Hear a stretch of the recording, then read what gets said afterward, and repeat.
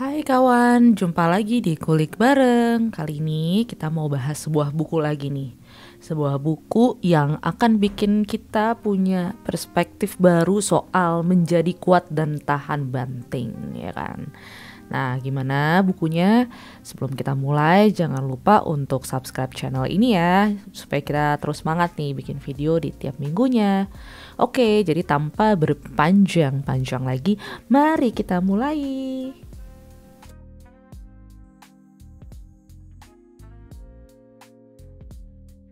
Nah, kawan-kawanku, jadi buku yang mau kita bahas kali ini adalah buku yang judulnya Anti-Fragile, karya Nassim Nicholas Taleb.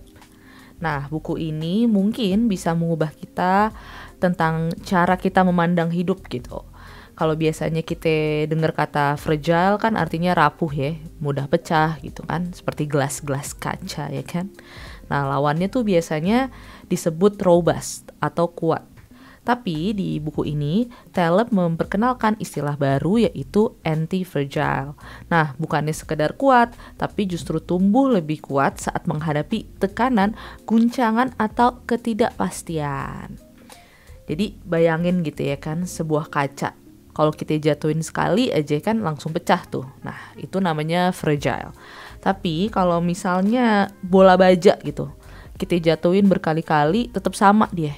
Kagak pecah ya kan, kagak hancur. Itu namanya robust. Nah, sedangkan apa nih tadi kalau anti-fragile ya kan? Jadi kalau anti-fragile itu bayangin kayak tubuh manusia gitu yang sedang berolahraga ya kan. Otot-otot tuh justru tumbuh tambah lebih kuat setelah diberi tekanan. Setelah ya udah kita olahraga, kita misalnya angkat beban, kita push up ya kayak gitu-gitulah.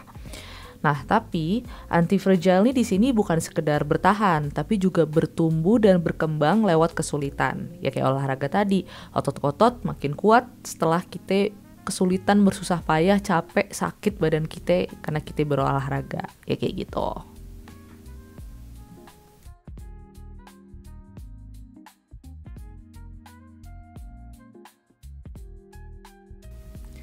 Nah, kenapa sih kita kudu menjadi anti-fragile gitu ya menurut si Taleb nih.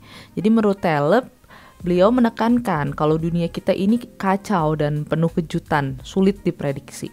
Kita sering gitu namanya coba bikin sistem yang rapi gitu, aman, terencana, ya kan. Tapi justru sistem itu sebenarnya yang fragile, yang rapuh. Contoh misalnya sistem keuangan yang terlalu sempurna bisa runtuh oleh krisis kecil. Sebaliknya kalau usaha kecil yang sering kita lakukan justru bisa beradaptasi jadi lebih tahan lama. Nah, pertanyaannya sekarang bagaimana sih kita bisa menjadi anti-fragile ya kan? Yang pertama, kita kudu yang namanya mencintai ketidakpastian. Jadi jangan terlalu mencari kepastian gitu ya kan. Karena emang yang namanya hidup kagak bisa tuh diprediksi. Yang kedua, ada yang namanya istilahnya barbell strategy. Jadi kita gabungin nih strategi yang sangat aman dengan strategi yang sangat beresiko. Terus kita hindari zona tengah yang kelihatan stabil tapi rapuh. Nah, terus yang ketiga ada yang namanya trial and error. Jadi di sini maksudnya tuh biar kita tuh nggak takut salah, karena justru dengan banyak percobaan kita namanya bisa nemuin itu cara yang membuat kita jadi lebih kuat lagi. Nah, yang keempat, kita kudu kurangin hal-hal yang rapuh. Kita kudu hindari sistem yang terlalu kompleks, terlalu dependent atau bergantung, atau yang terlalu steril.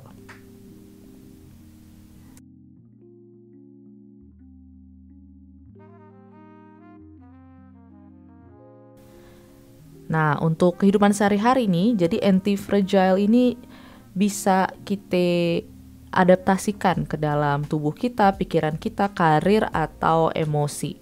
Untuk tubuh kita misalnya kita olahraga, kita puasa, ya kan. Terus kita memberikan paparan yang kecil terhadap stres fisik dalam kehidupan kita sehari-hari, ya kan. Nah, terus yang kedua, misalnya untuk pikiran. Jangan kita cari aman dan nyaman aja, tapi kita juga harus challenge diri kita untuk ide-ide yang baru gitu. Nah, yang ketiga, untuk karir misalnya, kita jangan bergantung pada satu sumber penghasilan, tapi kita juga mencoba men-challenge diri kita sendiri untuk membuka sumber penghasilan yang lainnya. Jadi kalau terjadi apa-apa sama salah satu dari sumber penghasilan kita masih aman gitu kan. Nah yang keempat, untuk emosi kita nih. Jadi menurut Taleb, luka dan kegagalan itu bisa jadi bahan bakar untuk kebijaksanaan dalam kehidupan. Nah, jadi buku ini tuh pengen kalau kita ngerti bahwa hidup tuh bukan cuma tentang menghindari resiko, tapi juga belajar dan menari bersama ketidakpastian. Nah, fragile itu bakal pecah tuh, robust bisa bertahan, tapi anti-fragile akan tumbuh semakin kuat. Pertanyaannya, kita mau jadi yang mana? Oke deh kawan, jadi itu dia tadi buku Anti-Fragile. Semoga bisa bikin kita juga jadi anti-fragile dan terus bertumbuh bersama dengan segala macam cobaan hidup tentunya. Dan mudah-mudahan teman-teman semua bisa mendapatkan manfaat dan hikmah dari video ini. Dan jangan lupa untuk selalu support channel ini dengan share, like, subscribe, dan comment, dan lain-lainnya pokoknya. Dan terakhir jangan lupa untuk selalu stay kind, content, and healthy. Bye!